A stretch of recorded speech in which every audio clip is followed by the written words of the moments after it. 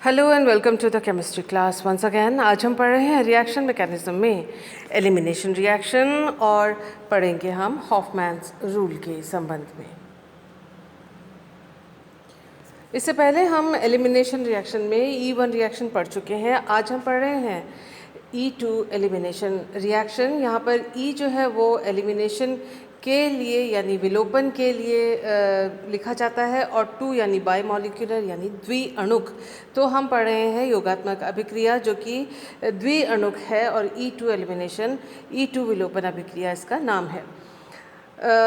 Rate of E2 mechanism depends on the concentration of substrates and base। जो ये E2 क्रियाविधि है, अभिक्रिया क्रियाविधि है विलोपन अभिक्रिया की, उसमें जो इसका रेट ऑफ द रिएक्शन है, E2 का जो रिएक्शन का रेट होगा वो सबस्ट्रेट मॉलिक्यूल और बेस यानी बेस जो कि कैटलिस्ट है, उत्प्रेरक है, इस अभिक्रिया को होने में सहायता करता है।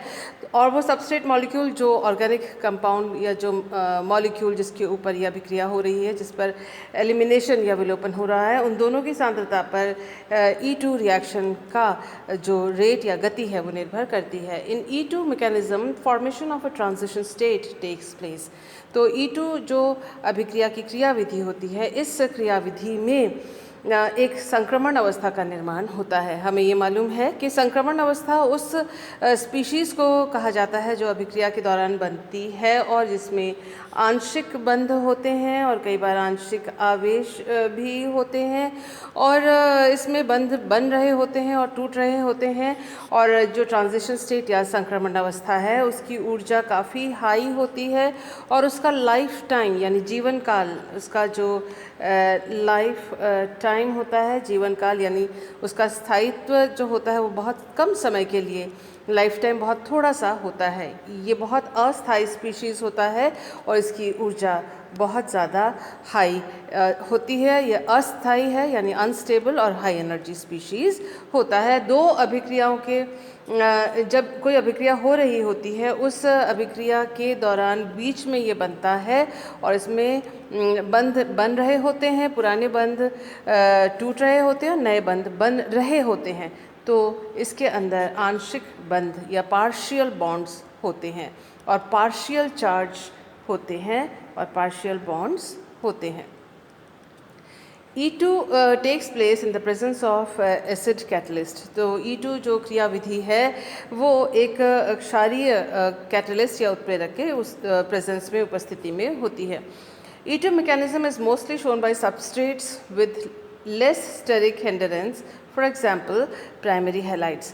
देखिए ये उन सबस्ट्रेट मॉलिक्यूल, उन मॉलिक्यूल के द्वारा दिखाई जाती है जिनके अंदर त्रिविम बाधा वो कम हो, यानी ऐसे मॉलिक्यूल जिसके अंदर छोटे समूह लगे हुए हों और धक्का मुक्की उसके अंदर कम हो, जगह ज़्यादा हो, या जैसे कि प्राइमरी हैलाइड्स। तो इसमें जो समूहों का आकार वो छोटा होगा और ये तृतीयक या द्वितीयक ना होके प्राइमरी, प्राथमिक होंगे।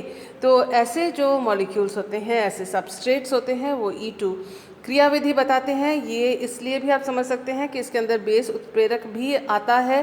तो बेस उत्प्रेरक के लिए भी जगह होनी चाहिए, स्थान होना चाहिए ताकि वो आक्रमण कर सके। इसीलिए जहाँ स्टेरिक हिंडरेंस यानी त्रिविम बाधा ज़्यादा होगी, जगह कम होगी, वहाँ बेस आ नहीं सकता। तो त्रिविम बाधा वहीं होगी जहाँ प्राइमरी हैलाइड्स या प्राइमरी सबस्ट्रेट्स हों या फिर जहाँ जो प्रतिस्थापित लगे हुए हैं या समूह लगे हुए हैं, उनका आकार जो है, जो कार्बन से जुड़े हुए ग्रुप्स हैं, उनका आकार अगर छोटा हो तो त्रिविम बाधा कम होगी, उनमें भी E2 होता है क्योंकि इसके अंदर कैटलिस्ट या उत्प्रेरक को भी स्थान मिल जाता है। SN2 reaction competes with E2। तो जहाँ E2 होगा वहाँ कहीं ना कहीं SN2 भी थोड़ा बहुत साइड रिएक्शन के रूप में नज़र आएगा और SN2 और E2 एक दूसरे के साथ कंपटीशन पे होते हैं, प्रतिस्पर्धा में होते हैं। ये हमने एक मॉलिक्यूल ले रखा है, देखिए प्राइमरी हैलाइड है ये, और इसमें ये हैलोजन है, और जिस कार्बन पर हैलोजन है उसके निकटवर्ती कार्बन से एक हाइड्रोजन का निष्कासन या एलिमिनेशन या विलोपन होगा, जिसके फलस्वरूप C+C उत्पाद के रूप में यहाँ प्राप्त होगा। इथॉक्साइड आयन हमने लिया है, वो बेस की तरह अगर कार्य करे तो कैटलिस्ट होगा, और वो किसी एक हाइड्रोजन के साथ बॉन्ड बनाकर वो निकाल के ले जाएगा प्रोटॉन को, और साथ ही साथ यहाँ से ब्रोमो ग्रुप भी निकल जाएगा। तो निकटवर्ती जो 2 कार्बन आइटम हैं उनमें से 2 ग्रुप अगर चले जाते हैं, उसकी वजह से एक एल्कीन उत्पाद प्राप्त होता है। साथ ही साथ आप देख सकते हैं कि इसमें SN2 भी कार्य कर सकता है। इसमें इस तरह से होगा कि प्राइमरी है हैलाइड, और ये ग्रुप जो है वो छोटे हैं, ये तीसरा ग्रुप भी छोटा ही है इस वाले केस में, लेकिन आप देख सकते हैं प्राइमरी हैलाइड होने के कारण ये दोनों जो समूह है वो हाइड्रोजन है, आकार छोटा है, इसलिए ये बैक साइड से आक्रमण कर सकते हैं और यहाँ से Br2 निकल सकता है। तो SN2 क्रियाविधि भी इसके अंदर हो सकती है। तो इथॉक्साइड आयन या कोई भी बेस एक न्यूक्लियोफाइल की तरह अगर कार्य करे तो सब्स्टिट्यूशन या प्रतिस्थापन होगा, और अगर एक क्षार की तरह कार्य करे तो एलिमिनेशन होगा। तो बेस की तरह एलिमिनेशन और न्यूक्लियोफाइल की तरह अगर ये नेगेटिव स्पीशीज़ जो एनायन है वो कार्य करेगा तो फिर ये सब्स्टिट्यूशन होगा। तो दोनों के दोनों एक साथ साइड बाय साइड हो सकते हैं। साइड प्रोडक्ट के रूप में सब्स्टिट्यूटेड या प्रतिस्थापित यौगिक मिल सकता है, और SN2 और E2 के बीच में कंपटीशन या प्रतिस्पर्धा होती है। मैकेनिज्म देखें, E2 is a 1 step mechanism. जैसे SN2 1 स्टेप में संपन्न होता है, इसी तरह से एक चरण में E2 भी संपन्न होता है। A 5 atom transition state is formed by the attack of base on the substrate molecule। तो एक 5 एटम वाला संक्रमण अवस्था का निर्माण होता है जैसे ही बेस का आक्रमण सबस्ट्रेट मॉलिक्यूल के ऊपर होता है। देखिए ये है सबस्ट्रेट मॉलिक्यूल, और इसमें trans elimination is favoured by E2। Trans elimination यानी 2 ऐसे समूह जो आपस में एक दूसरे के ट्रांस में विपरीत दिशाओं में जुड़े हुए हों, वो स्टीरियो केमिस्ट्री E2 फॉलो करता है या प्रदर्शित करता है। तो जब आप नोट्स लिखें तो इसको आप STEREOCHEM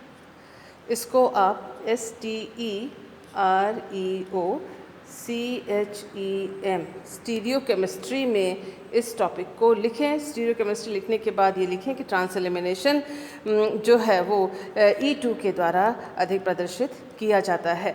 ऐसा इसलिए क्योंकि देखिए निष्कासित होने वाला समूह जो है वो इलेक्ट्रॉन लेकर जाएगा, यानी इसके ऊपर डेल्टा माइनस आएगा। आक्रमणकारी जो बेस है वो इलेक्ट्रॉन रिच है, उसके ऊपर माइनस चार्ज है, तो माइनस यहाँ पर भी हो और माइनस अगर इधर भी हो तो दोनों में रिपल्शन होगी। इसलिए माइनस जो निकल रहा है और जो माइनस में आक्रमण हो रहा है माइनस के द्वारा, इस नेगेटिव चार्ज या बेस के द्वारा, ये दोनों एक दूसरे से दूर रहें तो ही भला है, क्योंकि रिपल्शन कम होगी और ये बनने वाला जो संक्रमण अवस्था है बनने वाली जो संक्रमण अवस्था है वो ज़्यादा स्टेबल होगा अगर ये दोनों एक दूसरे से दूर रहें, क्योंकि इलेक्ट्रॉन नेगेटिव का रिपल्शन या प्रतिकर्षण यहाँ पर कम होगा। यही समूह अगर यहाँ लगा हुआ होता तो इन दोनों के बीच में प्रतिकर्षण ज़्यादा होता और ये ट्रांजिशन स्टेट स्टेबल नहीं होता, क्योंकि इसकी ऊर्जा बहुत अधिक हो जाती और ये बनता भी नहीं। आप देखिए कि यहाँ जो जब आक्रमण हो रहा है ऑपोजिट डायरेक्शन से, Br जो कि निष्कासित या विलोपित होने वाला समूह है उसके विपरीत दिशा से जब यहाँ आक्रमण हो रहा है तो एक नया बंध हाइड्रोजन और इथॉक्साइड आयन या बेस के बीच में बन रहा है। ये रहा पुराना बंध, ये वाला जो है यहाँ टूट रहा है। यहाँ एक आप देख सकते हैं जो कार्बन हाइड्रोजन बंध के इलेक्ट्रॉन कार्बन कार्बन में शिफ्ट हो रहे हैं, जैसा कि इस तीर के निशान के द्वारा दिखाया गया है। तो यहाँ एक डबल बॉन्ड का निर्माण हो रहा है। एक बंध पहले से ही था जो कि यहाँ से ये नीचे वाले जो संपूर्ण बंध से दिखाया गया है। ये बंध के इलेक्ट्रॉन ब्रोमीन लेके जा रहा है, तो ये बंध टूटने को है, जिसकी वजह से आप देख सकते हैं ये डॉटेड लाइन से या आंशिक रूप से दिखाया जा रहा है। तो ये देख सकते हैं 1 2 3 4 और 5 एटम्स के द्वारा 5 एटम ट्रांजिशन स्टेट, 5 एटम के द्वारा इस संक्रमण अवस्था का निर्माण हो रहा है और इसीलिए इसको 5 एटम ट्रांजिशन स्टेट का नाम दिया गया है। तो आप देखें ये जो संक्रमण अवस्था है फिर ये टूटती है और इसमें से Br टूट के निकल आता है, विलोपित हो रहा है। ये जो हाइड्रोजन आयन है वो इथॉक्साइड आयन लेके जा रहा है और इस तरह से एल्कीन उत्पाद प्राप्त हो रहा है। ये जो बॉन्ड है वो टूट रहा है, ये बॉन्ड टूट रहा है और ये बॉन्ड नया बन रहा है। तो इस वजह से हमें ये उत्पाद प्राप्त हुआ। तो stereochemistry trans elimination is favoured. इसका जो स्टीरियोकेमिस्ट्री है वो ट्रांस एलिमिनेशन यानी ट्रांस विलोपन है। सेट्ज़ेव नियम हमें मालूम है कि सेट्ज़ेव नियम जो है वो E2 के द्वारा फॉलो किया जाता है या इसके द्वारा माना जाता है। और देखिए आप ये ब्रोमो ग्रुप है और ये हमारा सेकेंडरी जो सबस्ट्रेट है और आप देख सकते हैं कि इस कार्बन पर भी हाइड्रोजन है और इस कार्बन पर भी हाइड्रोजन है। तो हाइड्रोजन यहाँ से भी इस वाले कार्बन से भी जा सकता है और हाइड्रोजन मिथाइल ग्रुप से भी जा सकता है, लेकिन ये जो इथाइल ग्रुप है उसी में से हाइड्रोजन जाएगा, क्योंकि ये जो संक्रमण अवस्था बन रही है 5 एटम वाली वो अधिक स्थायी होगी, क्योंकि यहाँ पर ये प्लस आई के द्वारा इलेक्ट्रॉन्स देने वाले 2 समूह हैं। इसके अलावा ये है कि जो बन रहा है एल्कीन उत्पाद, इसमें जो इस हाइड्रोजन एटम के विलोपन के द्वारा जो ये एल्कीन प्राप्त हो रहा है ये अधिक प्रतिस्थापित है। अधिक प्रतिस्थापित एल्कीन क्यों है? ये C डबल बॉन्ड C है, इसमें कुल प्रतिस्थापितों की संख्या 1, 2, 3, 4 लग सकती है। जितने अधिक जो एल्काइल ग्रुप्स इसके अंदर होंगे उसको उतना अधिक प्रतिस्थापित एल्कीन कहा जाएगा। यहाँ देख सकते हैं कि आप 1 और 2 एल्काइल समूह जुड़े हुए हैं, तो ये 2 इसके अंदर द्विप्रतिस्थापित एल्कीन है।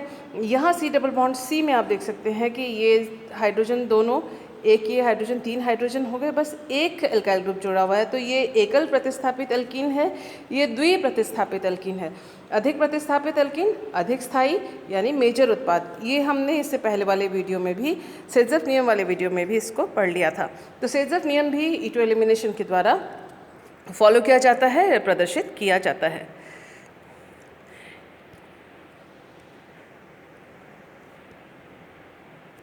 इसके अलावा देखते हैं हॉफमैन नियम, हॉफमैन रूल ऑफ एलिमिनेशन। इस नियम के अनुसार देखिए सेट्ज़ेव नियम जो है वो उन मॉलिक्यूल के द्वारा प्रदर्शित किया जाता है जो अनावेशित होते हैं, और जो हॉफमैन जो रूल है विलोपन का वो उन सबस्ट्रेट के द्वारा प्रदर्शित किया जाता है जो कि चार्ज या आवेशित होते हैं, जैसे कि क्वाटरनरी अमोनियम आयन या टर्शियरी सल्फोनियम आयन।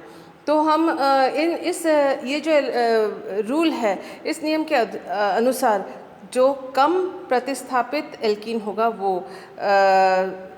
कम प्रतिस्थापित एल्कीन जो होगा वो मेजर उत्पाद होगा या मुख्य उत्पाद होगा, और अधिक प्रतिस्थापित एल्कीन जो है वो माइनर उत्पाद यानी वो मिनिमम कम संख्या में वो बनेंगे। तो ऐसा क्यों होता है देख लेते हैं। सबसे पहले देखते हैं according to Hofmann rule if the substrate is charged. इस नियम के अनुसार, हॉफमैन नियम के अनुसार, यदि सबस्ट्रेट मॉलिक्यूल यानी जिस पर अभिक्रिया हो रही है ऑर्गेनिक मॉलिक्यूल वो आवेशित है, जैसे कि क्वाटरनरी अमोनियम आयन या टर्शियरी सल्फोनियम आयन, तो the elimination reaction then on elimination reaction, तो विलोपन अभिक्रिया के द्वारा least substituted alkene is obtained as major product. तो कम प्रतिस्थापित या न्यूनतम प्रतिस्थापित एल्कीन जो है वो मुख्य उत्पाद के रूप में प्राप्त होगा। तो ये देखिए नाइट्रोजन है, यहाँ पर क्वाटरनरी है, इसमें 4 जो सब्सटीट्यूशंस या 4 प्रतिस्थापित जुड़े हुए हैं। नाइट्रोजन के ऊपर प्लस चार्ज है जैसा कि आप देख पा रहे हैं। तो यहाँ पर आप देखें कि ये CH3 है, तो इससे तो विलोपन हो नहीं पाएगा, क्योंकि नाइट्रोजन टूटेगा और निकटवर्ती कार्बन में से नाइट्रोजन टूटेगा, उसके नेक्स्ट वाले कार्बन में से हाइड्रोजन जाएगा। तो यहाँ देखें कितने पॉसिबिलिटीज़ हैं। यहाँ ये वाला कार्बन है जहाँ से नाइट्रोजन टूट रहा है, साथ वाला कार्बन ये चांस है। दूसरा है ये नाइट्रोजन टूटेगा, साथ वाला कार्बन ये। तीसरा चांस है कि ये नाइट्रोजन यहाँ से टूटेगा, साथ वाला कार्बन ये। तो ये जो 3 बबल्स से दिखाए गए हैं ये तीनों हाइड्रोजन्स हैं जो टूटेंगे। अब हाइड्रोजन टूटेंगे तो किस रूप में जाएंगे? H+ के रूप में, यानी अम्लीय हाइड्रोजन के रूप में। यानी जो कार्बन हाइड्रोजन बंध ज़्यादा दुर्बल होगा, वीक होगा, वो पहले टूटेगा। अब देखिए दुर्बल कैसे है। नाइट्रोजन इलेक्ट्रॉन आकर्षी है, क्योंकि ये इलेक्ट्रॉन न्यून है, इलेक्ट्रॉन आकर्षित कर रहा है, जिसकी वजह से साथ वाले कार्बन पे, ये सभी कार्बन पे इलेक्ट्रॉन्स की कमी हो गई। उन्होंने फिर अपने साथ वाले कार्बन से अपने इलेक्ट्रॉन की कमी को पूरा करने के लिए +I प्रभाव के द्वारा इलेक्ट्रॉन्स खींचा। जिसकी वजह से जो सेकेंड कार्बन है, ये तो अल्फ़ा कार्बन, ये बीटा कार्बन, ये अल्फ़ा कार्बन, ये बीटा कार्बन, ये अल्फ़ा कार्बन, ये बीटा कार्बन। तो बीटा कार्बन में इस कार्बन अल्फ़ा कार्बन ने इलेक्ट्रॉन खींचा, जिसकी वजह से बीटा जो है अपने हाइड्रोजन से इलेक्ट्रॉन खींचना शुरू होता है। ये वो हाइड्रोजन्स हैं जिनको मैंने गोलों में दिखाया है, जिनसे इलेक्ट्रॉन्स वो कार्बन खींचने लगते हैं। तो जब इलेक्ट्रॉन्स खींचने लगते हैं बंध से, तो ये बंध वीक होने लगते हैं। इन जो तीनों हाइड्रोजन्स दिखाए हुए हैं, इनमें से सबसे वीक कौन सा है, ये कैसे पता करें? देखिए, ये हाइड्रोजन सबसे वीकली बॉन्डेड है, ये बॉन्ड सबसे वीक या लूज है। ऐसा इसलिए क्योंकि इसकी कमी को पूरा करने के लिए आगे कोई इलेक्ट्रॉन दाता समूह प्लस आई प्रभाव के द्वारा इलेक्ट्रॉन दान नहीं कर पा रहा है। जबकि इस केस में देखिए, यहाँ जो हाइड्रोजन है, इससे जब इस कार्बन ने इलेक्ट्रॉन्स खींचे तो इसकी कमी को पूरा करने के लिए ये मिथाइल ग्रुप है, यहाँ इसकी कमी को पूरा करने के लिए ये वाला इथाइल ग्रुप है, लेकिन इस कार्बन की आगे इलेक्ट्रॉन पूरा करने के लिए यहाँ कोई ग्रुप नहीं है। तो इसलिए सबसे कमज़ोर जो कार्बन हाइड्रोजन बंध होगा वह ये, क्योंकि ये जो इलेक्ट्रॉन न्यून कार्बन है इलेक्ट्रॉन खींच रहा है, जिसकी वजह से कार्बन हाइड्रोजन बंध के इलेक्ट्रॉन कार्बन की ओर खिसक गए, यहाँ भी खिसके, लेकिन इसकी कमी को पूरा यहाँ से यहाँ से पूरा किया गया, यहाँ पूरा करने के लिए कमी को कोई भी नहीं है, इसलिए कार्बन हाइड्रोजन बॉन्ड वीक है। तो ये सबसे ज़्यादा अम्लीय हाइड्रोजन है। अम्लीय इसलिए क्योंकि H+ के रूप में इसका निष्कासन किया जाएगा। ये लेस एसिडिक हैं और इनका जो बंध है वो उतना दुर्बल नहीं है जितना कि ये दुर्बल बंध है, इसीलिए जो बेस होगा वो इसी का हाइड्रोजन को खींच के ले जाएगा। इन हाइड्रोजन को खींच के ले जाने के लिए बेस के द्वारा थोड़ी मुश्किल होगी, क्योंकि ये बंध उतने दुर्बल नहीं है, क्योंकि यहाँ की जो कमी है इलेक्ट्रॉन की कमी, उसको पूरा करने के लिए ये समूह अपने इलेक्ट्रॉन प्लस आई प्रभाव के द्वारा इनको दे रहे हैं। इस कार्बन को देने के लिए कोई आगे समूह नहीं है, तो इसकी कमी को पूरा करने के लिए, इलेक्ट्रॉन की कमी को पूरा करने के लिए कोई और सहायक ग्रुप नहीं है प्लस आई के द्वारा। तो ये हाइड्रोजन से अपने कार्बन हाइड्रोजन बंध के इलेक्ट्रॉन लेगा, और ये बंध जो है सबसे दुर्बल होने की वजह से, कार्बन हाइड्रोजन बॉन्ड वीक होने की वजह से OH ग्रुप जो है इसको आराम से निकाल सकता है।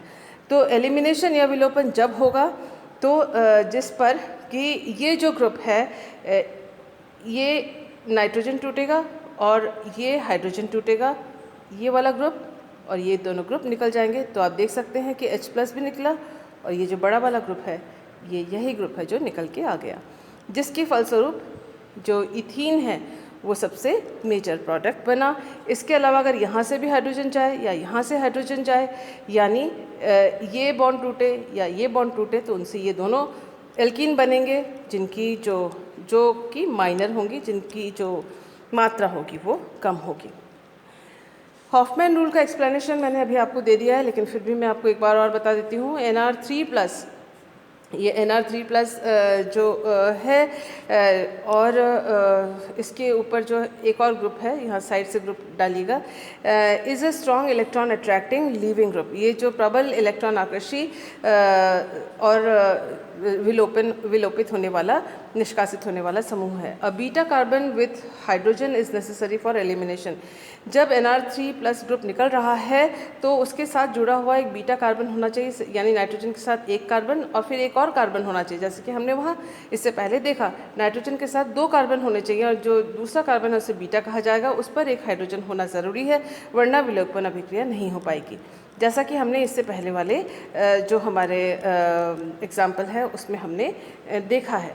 देखिए, ये जो नाइट्रोजन Nr3 ये वाला ग्रुप है, उसके साथ ये बीटा कार्बन है, बीटा कार्बन पर एक हाइड्रोजन होना ज़रूरी है। यहाँ पर भी ये अल्फ़ा कार्बन, ये बीटा पे एक हाइड्रोजन होना ज़रूरी है। ये बात अभी यहाँ पर कही गई है।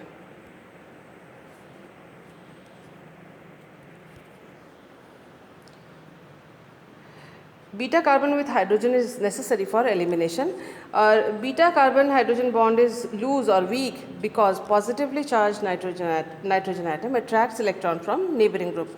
बीटा कार्बन हाइड्रोजन बंध जो वीक है क्योंकि पॉजिटिव चार्ज वाला जो नाइट्रोजन है वो इलेक्ट्रॉन आकर्षित करता है अपने निकटवर्ती कार्बन से। प्लस आई प्रभाव जो एल्काइल समूहों का होता है, जो कि बीटा कार्बन से जुड़े हुए होते हैं, वो बीटा हाइड्रोजन को कम अम्लीय या कम लूज या अधिक जो है अधिक सबल या स्ट्रॉन्ग कर देते हैं, जिसका अर्थ ये है कि अधिक प्रतिस्थापित एल्कीन नहीं बनेगा इस विलोपन अभिक्रिया के द्वारा। ये एक्सप्लेनेशन अभी मैं दे चुकी हूँ। दूसरी बात तो ये है, एक तो ये है कि प्लस आई प्रभाव वाली बात है, दूसरी बात है steric hindrance. If the size of the attacking base is large, अगर आक्रमणकारी क्षार का आकार ज़्यादा है, then it will attack less sterically hindered hydrogen atom. तो जहाँ पर त्रिविम बाधा ज़्यादा है, क्षार वहाँ कम आक्रमण करेगा। इस कारण से भी less substituted alkene product will be form, इस कारण से भी कम प्रतिस्थापित एल्कीन उत्पाद के रूप में प्राप्त होगा। देखिए, जो हम इससे पहले वाले एग्जाम्पल में देख लेते हैं। देखिए, यहाँ ये आकार बड़ा है, ये बड़ा आकार है और ये छोटे आकार का ग्रुप है। तो अगर क्षार आक्रमण करता है और ये वाला ग्रुप भी बड़ा है और ये ग्रुप अगर बड़ा होता है, तो यहाँ इसको पहुँचने में इसको मुश्किल होगी, जबकि इस हाइड्रोजन पर पहुंचना इस क्षार के द्वारा आसान होगा, क्योंकि यहाँ पर कोई और ग्रुप नहीं लगा हुआ है। यहाँ दोनों जो ग्रुप लगे वो हाइड्रोजन है, यहाँ जो है एक एल्काइल ग्रुप है। एक और भी अगर एल्काइल ग्रुप यहाँ जुड़ा होता है इस हाइड्रोजन के बजाय के जगह पर, तो यहाँ पर आक्रमण करना बेस के द्वारा और भी मुश्किल होता है। यानी छोटे समूह पर जहाँ बीटा हाइड्रोजन पर प्रतिस्थापित न लगे हुए हों, वहाँ क्षार का आक्रमण करना आसान है। इसीलिए कम प्रतिस्थापित जो एल्कीन है वो उत्पाद के रूप में प्राप्त होता है।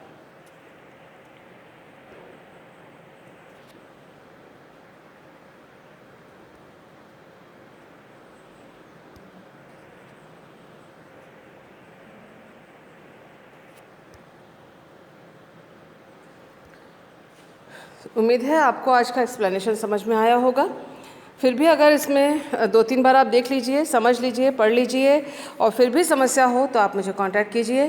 Thank you for being with me.